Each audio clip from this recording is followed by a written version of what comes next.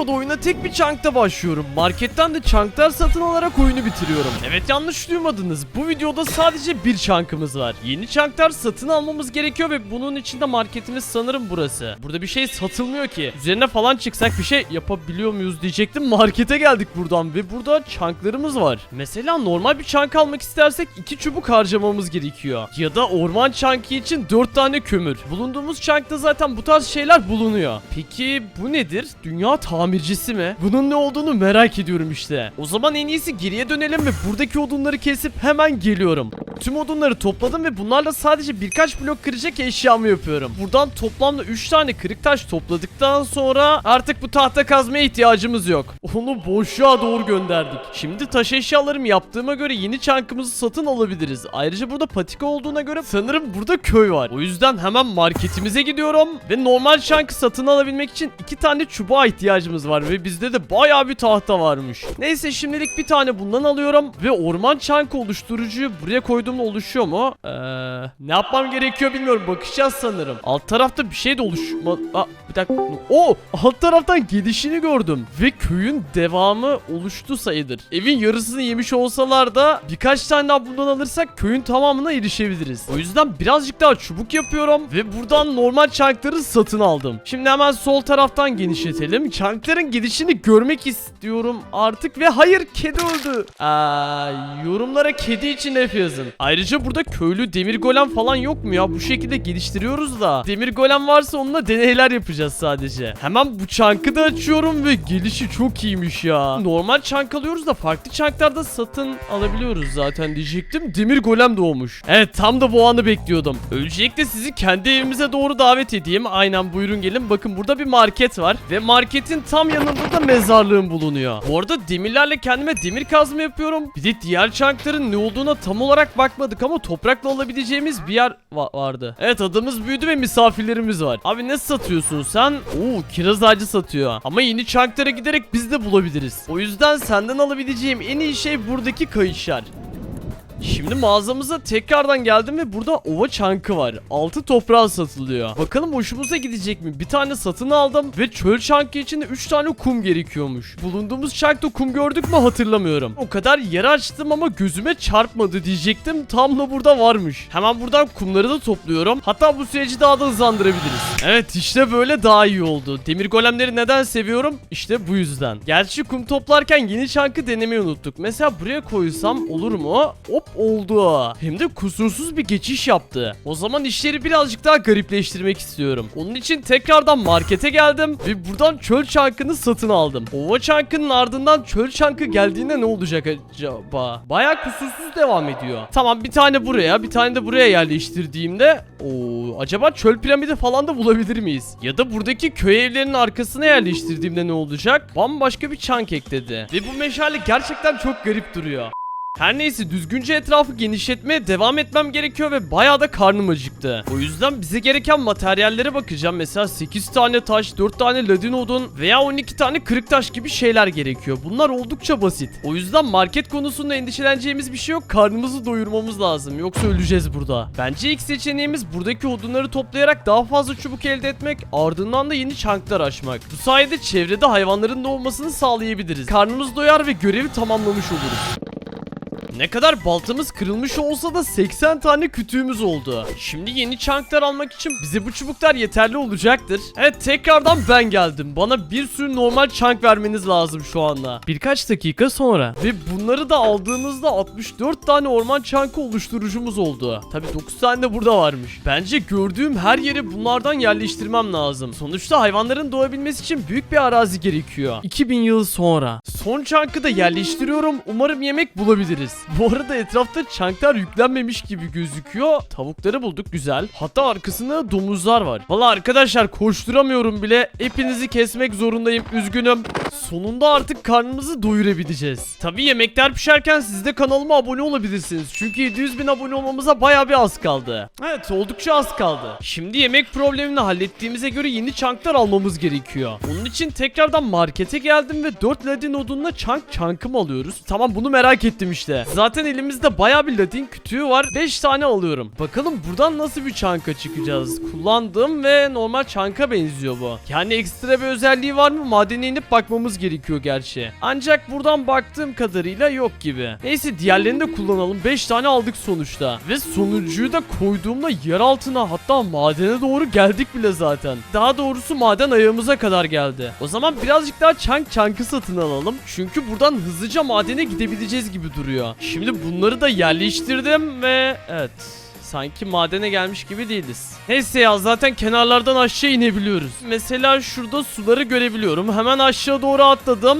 ve buradaki sudan direkt bir mağara bulduk. Ve en sevdiğim mobu. Şimdi hazır madene gelmişiz. Burada gördüğüm her şeyi toplayacağım. Çünkü markette neyin lazım olabileceği belli olmaz. Hatta Nether'a gideceğimizde çakıl aramamak için buradan topluyorum. Ve aşağıda daha büyük bir mağara var. Bence en iyisi buradaki demirleri ısıtıp kendimize kova yapmak. İşte şimdi kendimi daha güvende hissediyorum ve ilk elmasımızı da bulduk burada. Sadece 3 tane mi çıkacak? Aynen. Ama bu da yeterli bence. Sonuçta materyal kasmaya geldik. O yüzden elmas kazma yapacağım kendime. Ve burada bakırlar da var. Bakırlar çok fazla geliyordu. Ve markette bakırla alabileceğimiz bir şey varsa mükemmel olur. Burada sanki daha önceden cevher toplamamışım gibi ne gördüysem aldım. Ve daha sonrasında spawner odası buldum. İsim etiketimiz süper. Arkadaşlar birazcık sakin olur musunuz? Sadece sandıklara bakacaktım. Şimdi ikinizi de öldürmek zorunda kaldım. Hatta buradaki spawner'ı da kırıyorum ve çok da değerli bir şey yokmuş. Şaka maka mağarada ne gördüysem aldım ve bayağı büyük bir yere geldik. Ayrıca şurada görsel bug var sandım. Ama dünyamızın sınırına gelmişiz. En derinlere gelmem güzel oldu çünkü burada elmas bulabiliriz.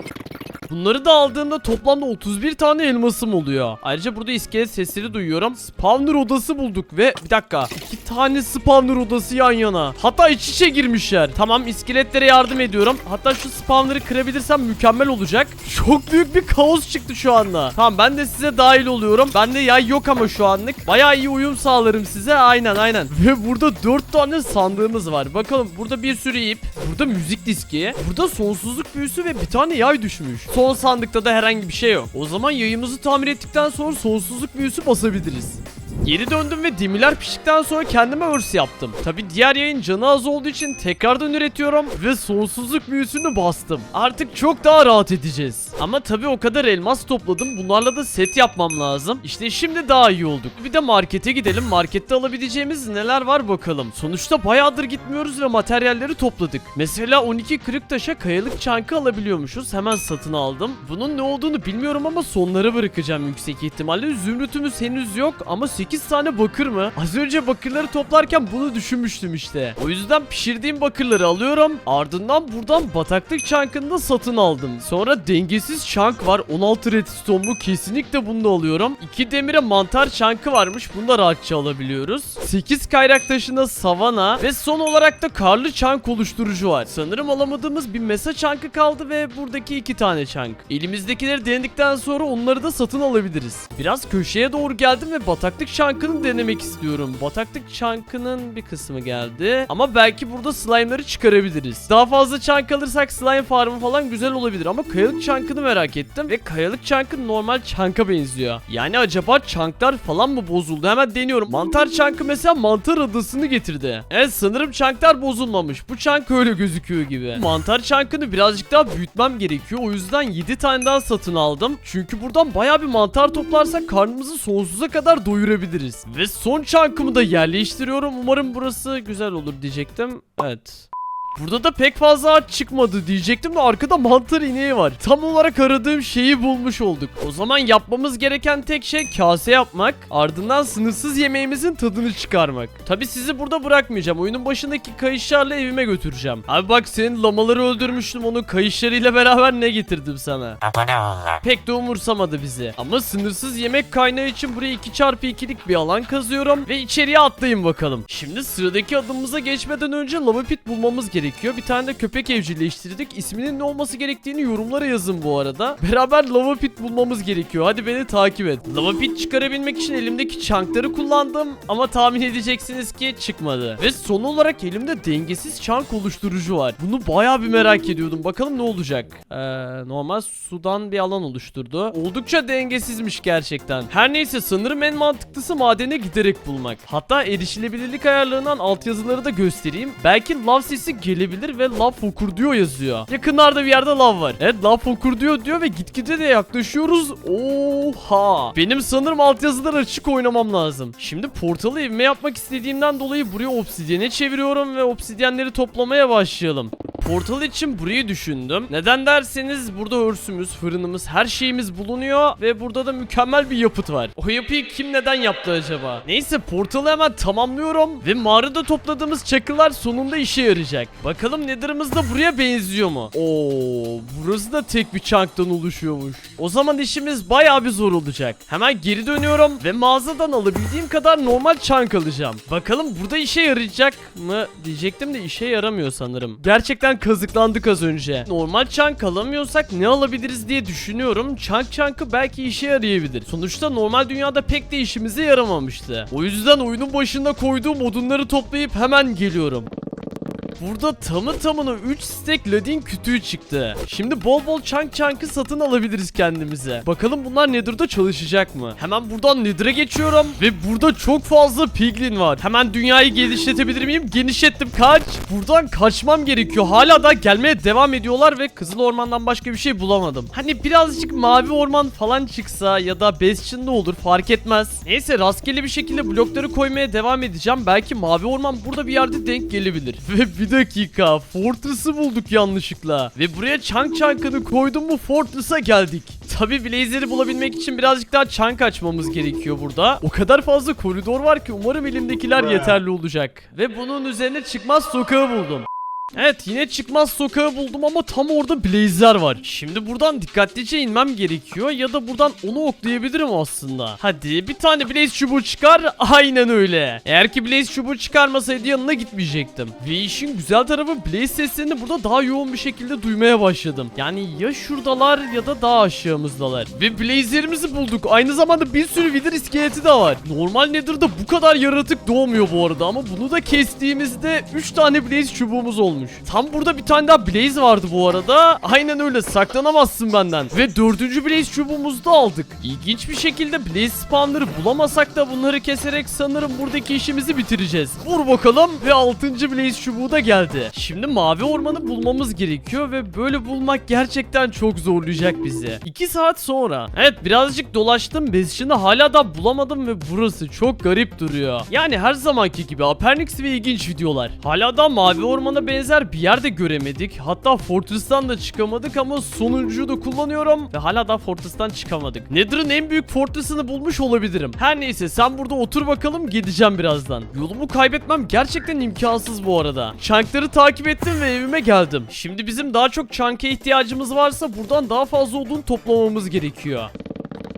Şimdi bayağı bir odun topladım ki az önce burada bir orman vardı. Nether'a gitmeden önce hemen mağazaya gidiyorum ve buradan çanklarını satın alıyorum. Ve yola gitmeden önce de şuradan yemeklerimi alsam artık Nether'a geçebiliriz. Tabi klasik Nether'a gittikten sonra Hoglinler var burada ve kurtumuzun yanına dönmemiz gerekiyor. Ama bu tarafa doğru hiç gitmediğim için ne olduğunu merak ediyorum. O yüzden çankın tam kenarına yerleştirdim. Hala da Kızıl Orman devam ediyor. Şansımı birazcık da burada denemek istiyorum. Ama pek de şanslı değilim sanırım. Duvara tosladık ve hala da duvar çıkmaya devam ediyor. Ama elimizde zaten bayağı bir çank var. O yüzden koymaya devam edeceğim ve Mavi Orman'a denk geldik. Aklıma şu görsel gelmişti. O yüzden devam ettim. Ve görsel hayatımızı kurtardı resmen. Şimdi bu alanı birazcık daha genişletip Mavi Orman'da Enderman'lerin doğmasını bekleyeceğiz. Ve ardından ejderhayı keseceğiz. Mavi Orman'ı birazcık daha genişlettim ve Enderman'ler de doğmaya başlamış. Ve artık Enderman'leri kesmeye başlayabiliriz.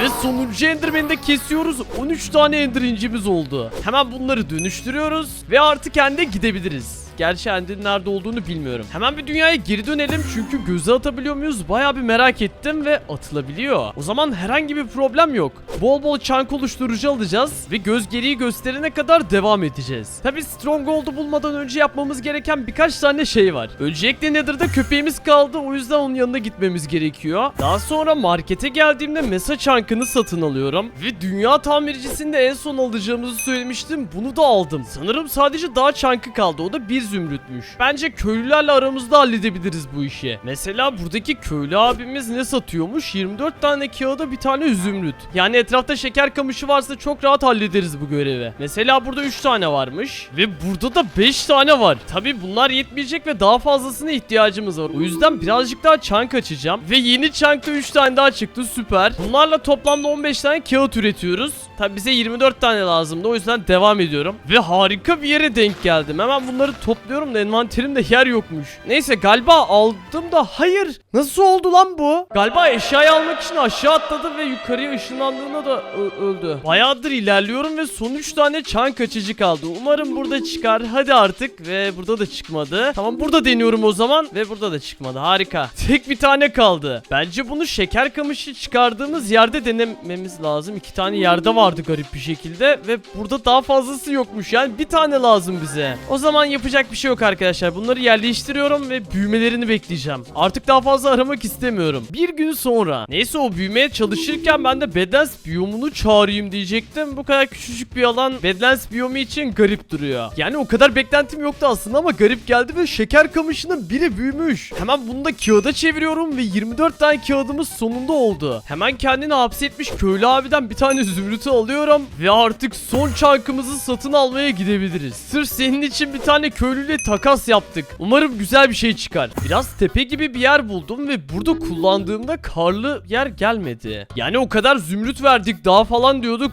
Bu ne böyle? Karlı bir yer bile çıkmadı. Hatta zümrütler de gözükmüyor. Sanırım sadece bir tane çankla alakalı eşyamız kaldı. O da dünya tamircisi. Bunu kullanabilmek için elimizde çok fazla çank olması gerekiyormuş. Yani çank kullanabilmek için elimizde çankın olması lazım. Çok saçma bir cümle. Ama dediği gibi yapacağım ve odunları toplayıp hemen geliyorum. Şimdi odunları topladım ve normal çank almamız lazım. Elimde bayağı bir ladin tahta var ve hepsini çubuğa çevirdikten sonra neredeyse sınırsız çankımız olacak. Ve bunları da aldıktan sonra çok fazla çankımız oldu. Ne kadar olduğunu ben bile bilmiyorum. Şimdi yeni eşyamızı deneme zamanı. Öncelikle çok garip duruyor ve içine 34 tane bundan yerleştirdiğimde bir dakika yanında bir şey çıktı. Bizim yerimize dünyayı yapıyor. Gerçekten dünya tamircisiymiş. Ve oyunun başındaki tüccar köylüden kiraz ağacını almama gerek yok demiştim. Çünkü bulacağımıza emindim. Her neyse, bunu şimdilik yanıma alıyorum. Şimdi daha ne kadar gitmem gerekiyor bilmiyorum ama hemen gözü kullandım. Hala da ileriye gitmemi istiyor ve umarım çanktan aşağı düşmezsin. Tamam, düşmedi, sıkıntı yok. Elimde çok fazla blok var ama gelmek istiyorum artık. Aşağıda bakıyorum ara ara. Belki Stronghold falan vardır diye. Ama pek de şansımız yok gibi duruyor. Gerçi Stronghold'a bakarken buradan göremiyorum. Ama bu köşeden bakarsam şuraya aşağıda Stronghold var. Yandan bakmak kesinlikle çok mantıklıydı. Şimdi Stronghold'a buradan aşağı inebiliriz bence. Önce suyun aşağı inmesini bekliyoruz. Ardından asansörümüzü aşağı iniyoruz. Selamlar. İyi günler. Hayır, dur. Portalı açabilmek için tekrardan çank açmamıza gerek olmaması gerçekten çok güzel ve hayır gelme. Gerçi sen içeriye girmeden önce seni öldürmem daha mantıklı olur diye düşünüyorum. Çünkü içeride patlarsın yoksa. Ve ende geldiğimde tek bir çank yok. Bu güzel bir şey. Şimdi oyunun başında sonsuzluk büyüsü bastığımız yayımızla beraber tüm kuleleri patlatmamız lazım. 2 saat sonra. Kuleler patladığına göre ejderhayı kesme zamanı. Kaçma artık. Ne kadar çok dodge attın ya. Şimdi birazcık da baltayla devam edelim. Tamam, ölmesine az kaldı. Bir vuruş daha ve boom. Gerçekten çok zor bir challenge'tı. Eğer ki videoyu buraya kadar izlediyseniz yorumlara çank yazmayı unutmayın. Ayrıca ekrana çıkan diğer videolarımı da izleyebilirsiniz. Kendinize çok iyi bakın. Hoşça kalın.